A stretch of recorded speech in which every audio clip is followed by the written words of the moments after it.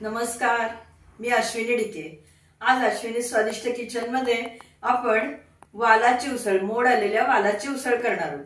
कोणी कोणी याला बिरड्याची उसळ असेही म्हणतात। अतिशय छान लागणारी चविष्ट अशी ही उसळ आहे।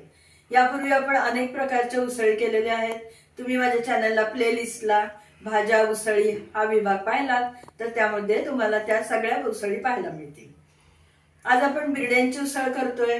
त्या बिरड्या कशा भिजवायचे, कसे वाल कसे सोलायचे हे मी तुम्हाला तोंडी सांगणार आहे, नाहीतर आपल्याला हा व्हिडिओ करायला 2-3 दिवस लागणार। पटकन साहित्य बघून घ्या, लगेचच कृती करूया। आज आपण इथे मोड आलेल्या वालाची उसळ करतोय। या पद्धतीचे कडवे वाल बाजारात विकत मिळतात। ते आपल्याला 7-8 तास पाण्यामध्ये भिजत ठेवावे लागतात। म्हणजे आज रात्री भिजत घातले तर सकाळी ते पाण्यातनं उपसून काढायचे आणि कोरड्या फडक्यावरती घालून बांधून ठेवायचे। आपण जसा मटकीला मोड आणतो की नाही, तसंच पद्धतीने याला मोड आणून घ्यायचे।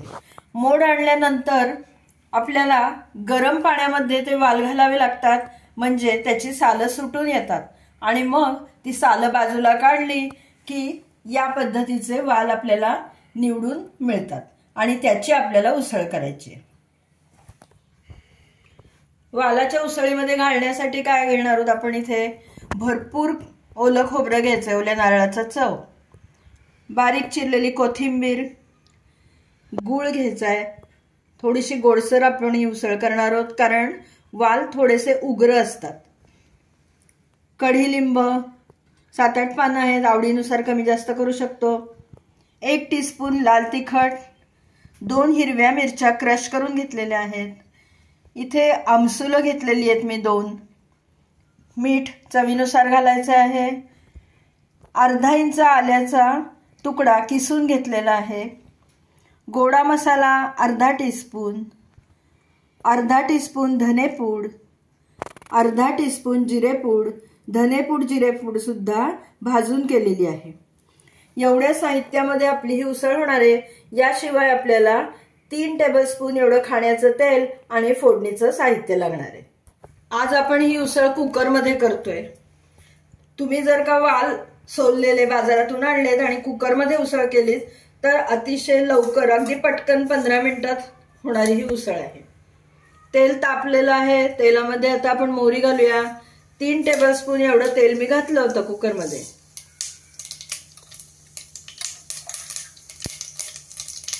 मोहरी तडतडते, जिरं घालूया।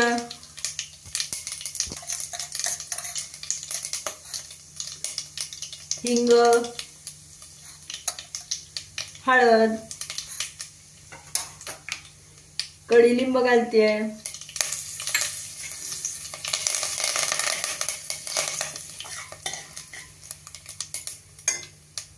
मोडालेले वाल घालूया त्याच्यात।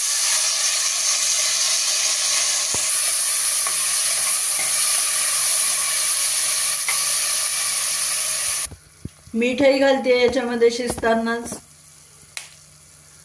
लाल तिखट घालूया,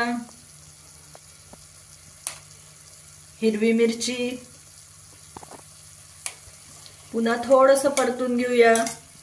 एकीकडे मी पाणी गरम करायला ठेवलंय, आता त्याच्यामध्ये आपल्याला गरम पाणी घालायचंय आणि मग 1 शिट्टी करून घ्यायची। आणि साधारण 1 भांडभर घालूया आधी।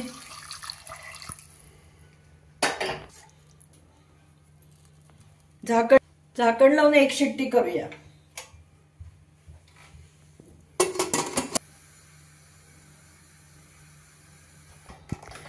एक शिट्टी झाल्यावर आपण गॅस बंद केला होता। वा, छान शिजलेत बघा आता वाल आपले, अगदी मस्त शिजलेत। ते जर का शिजले नाही ना तर उसळीला चव लागत नाही। गॅस बारीक ठेवलाय। आता आपण बाकीचं साहित्य घालू। हे आमसुलं घालूया। आमसुलामुळे थोडीशी आंबटसर चव येते, ती छान वाटते। गोडा मसाला, धनेपूड, जिरेपूड, मीठ घालूया भरपूर। आलं घालायचंय, आलं शिजताना घातलं नाही, आता उकळताना घातलं की त्याचा स्वाद जास्त चांगला लागतो.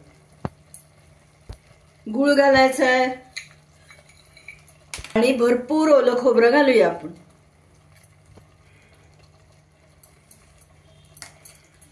थोडंसं गरम पाणी घालतेय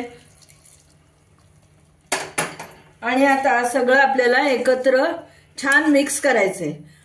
पण खूप जास्त हलवायचं नाही, नाहीतर ते वाल मोडतील, अख्खे वाल राहणार नाहीत.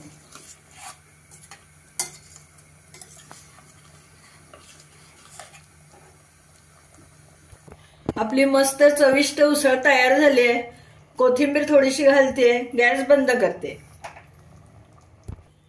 काय सुंदर झाली बघा आपली उसळ. रंगही सुंदर आणि चव पण अप्रतिम.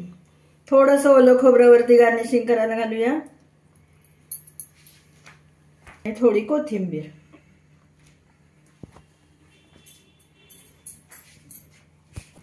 आज आपण ही वालाची उसळ केली आहे, ती कांदा लसूण विरहित केलेली आहे. खूप वेगवेगळ्या पद्धतीने वालाची उसळ करतात. आज आपण थोडी ही ब्राह्मणी पद्धतीने केली आहे. ब्राह्मणी पद्धतीने म्हणण्याचं कारण असं की त्यामध्ये आलं लसणाचा वापर नाही, आलं लसूण नाही, कांदा लसूण. कांदा लसणाचा वापर नाहीये आणि गुळाचा वापर केलेला आहे. थोडीशी गोडसर चव असते. सारस्वत लोकांमध्ये वेगवेगळ्या कार्यांनंतर मुद्दामून देवाच्या नैवेद्यावर करण्यासाठी बिरड्याची उसळ करण्याची पद्धत आहे. आपल्याकडेही लग्न कार्यांमध्ये आवर्जून बिरड्यांची उसळ केली जाते आणि लोकांना ती अतिशय आवडते. आहे की नाही करायला सोपी वाल्याची उसळ, आणि आपण ती कुकरमध्ये केल्यामुळे अजूनच सोयीचं झालं आहे. छान शिजली आहे, छान चविष्ट अशी झालेली आपली उसळ आहे.